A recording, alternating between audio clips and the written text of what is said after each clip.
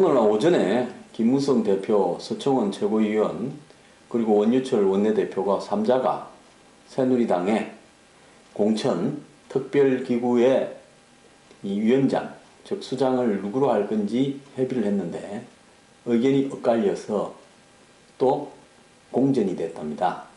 그러니까 9월 30일 날 공천 특별기구를 만든다 하면서 그때까지 김무성 대표가 주장해오던 이 이동전화 안심번호 국민공천, 즉 오픈 프라이머리를 대체해서 9월 28일 날 추석 다음 날 문재인 대표를 불러서 합의문을 채택했던 안을 더 이상 거론하지 않겠다 하면서 공천룰은 공천특별기구에서 정하겠다 했는데 12일이 지나도록 대표를 정하지 못하는 사태가 벌어지고 있습니다.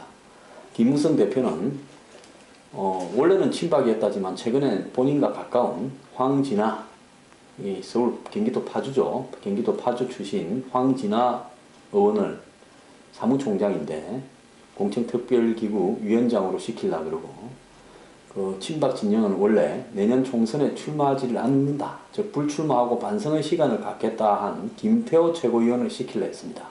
그래서 서로 맞서다가 타협이 안 되니까 8일날 서청원 대표하고 오늘 만났던 3인이 모여서 대략 이주영 의원으로, 전에 해수부 장관을 했고 원내대표 나섰다가 낙선하시죠.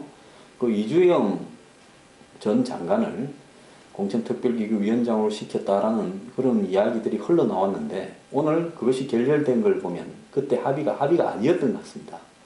좌우간 오늘 합의가 결렬되면서 오후에 하기로 했던 최고위원회도 뭐 일체 이 문제가 없이 그냥 넘어간 모양이에요. 그래서 지금 이렇게 결렬되고 있다는 것은 공천특별기구에서 김무성 대표는 나름대로 공천특별기구가 열리면 거기에 안심번호 넣고 이 국민공천이라는 부분을 관철시키려고 작정을 하고 있고, 또 예를 들어서 당원과 그 다음에 여론조사 비율을 한 2대8 정도로 하려고 생각하고 있었던 거 아니냐. 그리고 친박 진영은 적어도 공정한 사람이 되지 않으면 할 수 없다라고 하면서 자신들은 이주영 의원을 추천했는데 그것이 결렬됐습니다. 자, 대통령은 내일 이제 또 미국을 가서 나흘 동안 일정을 보내고 18일 날 올 거예요. 그러면 대통령이 없는 동안에 지금 비주류는 무슨 이야기를 하는가 하면, 지금 비주류 의원들은 이제는 도리가 없다, 의총을 열어서 의총에서 의원들이 결정하게 하자. 자, 의총은 의원들만 참여 자격이 있고 표결 자격이 있죠. 자, 당에 사실상 가장 완결되는 구조의 의사결정기구인데요. 이 의총이 열리면 현재 의원을 하고 있는 사람은 자기가 공천을 받고 싶겠습니까? 집에 가고 싶겠습니까? 받고 싶을 거 아닙니까? 그러니까 전부 자기가 공천이 좀 더 쉽게 되는 김무성 대표의 방법을 선호할 것이다. 그래서 의총에서 하자는 거겠죠. 자, 이제 대통령이 나가 있을 때 의총을 열어서 공천특별기구의 위원장을 의총에서 결정하는 방식으로 가게 되면 아마 새누리당은 이번에 이제 몇 번째인가 셀 수 없는 또 한 번의 반란을 꿈꾸는 거라 저는 그렇게 생각을 할 수밖에 없을 것 같습니다. 자, 여기에 대해서 내년에 일찌감치 1번으로, 나는 국회의원을 너무 많이 했고 대구인데요, 아주 평도 괜찮고 새누리당에서 경제 브레인으로 꼽히는 분이죠. 옛날에 대우그룹의 대우경제연구소 소장도 했던 분이죠. 이한구 의원은 이렇게 이야기를 합니다. 이분은 이제 내년 선거에 안 나오겠다고 선언을 했어요. 19대 국회가 가장 한마디로 질이 낮다. 그래서 이 국민들이 19대 국회에 대한 어떤 평가가 굉장히 나쁜데, 예를 들어서 내년 총선에서 승리하려면 지금 국회 선진 압도지가 뭐기 때문에 이 압도적인 숫자가 있어야 된다. 즉 60% 이상이 되어야 여당이 뭐 좀 하는데, 그럼 압도적인 승리를 하려 그러면 공천에서 국민들 지지를 받을 수 있는 혁신적인 어떤 이 방법을 택해야 된다. 그러려면 물갈이를 해야 되는 거 아니냐. 지금 19대 국회의원들이 법을 통과시키는 거나 부패나 여러 가지 수준에서 최악의 지탄을 받고 있다. 그러면 이 사람들을 그대로 갖고 가가지고 주로 재선이 이 사람들이 되게 했을 때 이것이 정치개혁이거나 물갈이라고 할 수 있겠느냐, 이래가지고 선거에서 이길 수 있겠느냐, 이런 이야기를 했습니다. 그래서 당에서 어떤 선의권이나 이해관계를 떠나가지고 어쨌든 지탄받는 19대 의원의 다수를 컷오프나 이런 걸 통해 가지고 탈락시키고 새로운 어떤 깨끗한 그리고 능력이 있는 사람들을 공천을 줘야 되는 거 아니냐 이런 이야기를 했어요. 자, 여러분 새누리당 당원들이 몇 명인 줄 아십니까? 다 깜짝 놀랐어요. 제가 아침에 방송에서 한 7, 80만 되나 했는데 장부상으로 잡혀있는 당원 숫자가요 259만 명이랍니다. 엄청나지요. 또 이 중에 장부상으로 이 당비를 낸 사람은 19만 명. 그래서 7.2%인가가 이 당비를 내는 당원이랍니다. 현재까지. 근데 당비를 내는 당원이 지 돈으로 당비를 냈는가도 사실은 저는 의문이 많습니다. 그러면 당비를 낸 사람은 19만 명에 불과하다면 나머지 259만 명의 당원은 솔직히 당비도 안 냈다고 하면 이건 의미가 없는 거죠. 근데 왜 이번에 당비가 조금 많은데요, 제 생각보다. 왜 많냐면 총선이 있으니까 당원 자격을 유지시키기 위해서, 진성당원 자격을 유지시키기 위해서 당비를 계속 내도록 어디서 작동을 했을 수도 있겠죠. 어쨌거나 그렇게 작동을 한 게 전체 전국에서 19만 명밖에 안 된다는 겁니다. 한 개 지역구에 선거 인구 정도밖에 안 되는 거예요. 한 개 지역구에 전국에 246개 지역구에 예를 들어서 투표할 수 있는 주민 숫자 정도밖에 안 되는 겁니다. 당원이.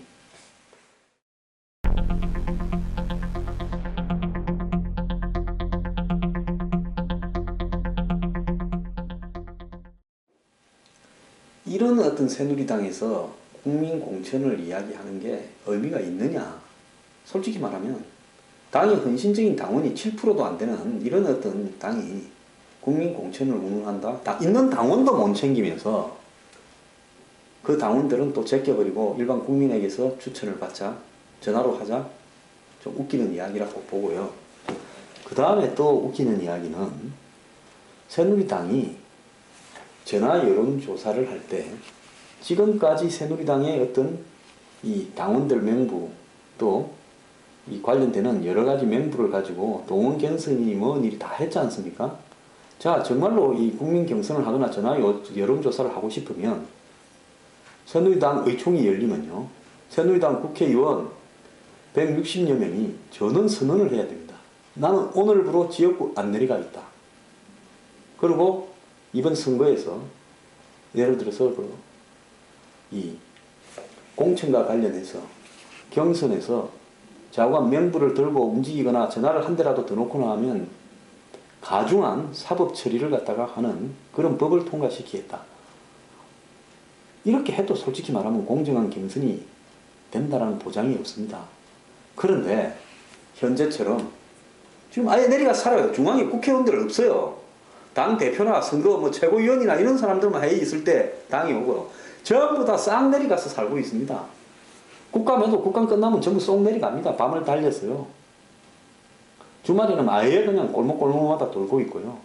남은 몸뛰게 만들어 다 묶어놓고 있고 자기들은 이미 다 뛰고 있으면서 그래놓고 무슨 이 당원들도 전부 엉터리 장부 당원만 들고 있으면서 국민공천 운운할 자격이 있습니까? 국민공천을 하려고 그러면 적어도 당원이라도 제대로 갖추고 해야 안 되겠습니까? 새누리당이 진짜로요, 국민공천을 하려고 그러면 프랑스의 사회당이나 영국의 런던의 보수당의 경선처럼 사회당의 대통령 후보를 그렇게 뽑았습니다. 한 250만 명이 투표했어요. 1유로를 받고요. 30여 개의 사회당의 주요 강령을 쫙 썼습니다. 그래서 다 읽어봐라. 그래서 다 읽어보고요. 여기에 동의한다고 사인해라. 자, 1유로를 상징적으로 내고 사회당의 강령에 자기 이름과 주소 쓰고 사인하는 겁니다. 예를 들어서 그런 사람은 솔직히 말하면 지금까지 당원이 아닌 사람이 사회당의 대선 후보를 뽑는데 참여했을지는 몰라도 기존의 당원의 버금가는 약속을 한 겁니다.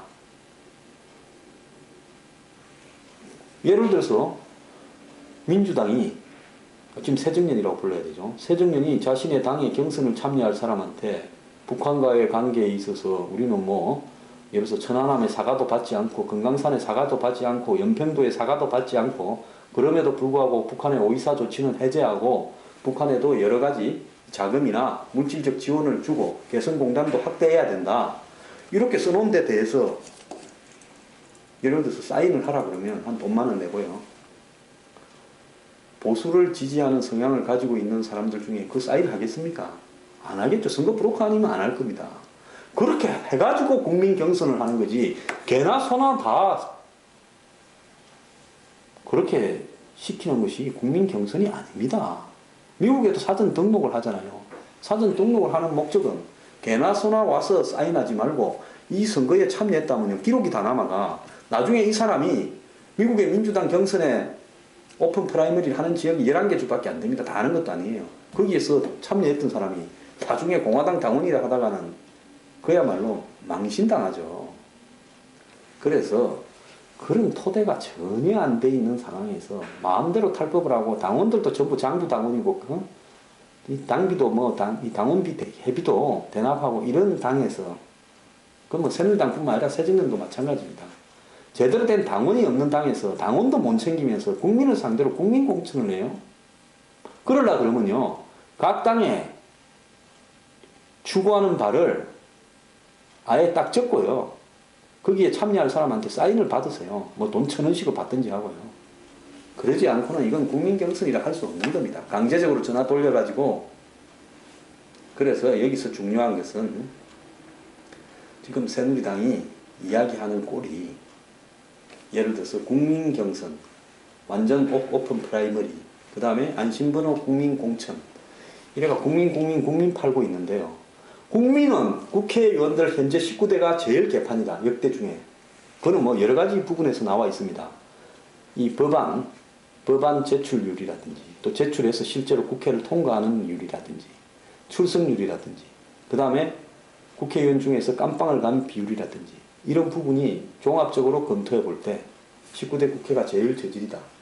이렇게 나왔다면 국민들은 19대 국회의원을 했던 여야 의원들이 다수가 집에 가고 새로운 사람들로 물갈이를 대는 것이 국민공천입니다. 그런데 자기들이 여야가 내놓은 공천 방식은 그야말로 현재 해먹고 있는 의원들이 보스한테 줄 잘 쓴 사람들, 현재 당대표들한테 줄 잘 쓴 사람들을 그대로 해주게 하는 그것을 국민공천이라고 하는 겁니다. 그러니까 정치판이 국민이라는 말을 팔아가지고 지금 사기를 치고 있다는 겁니다.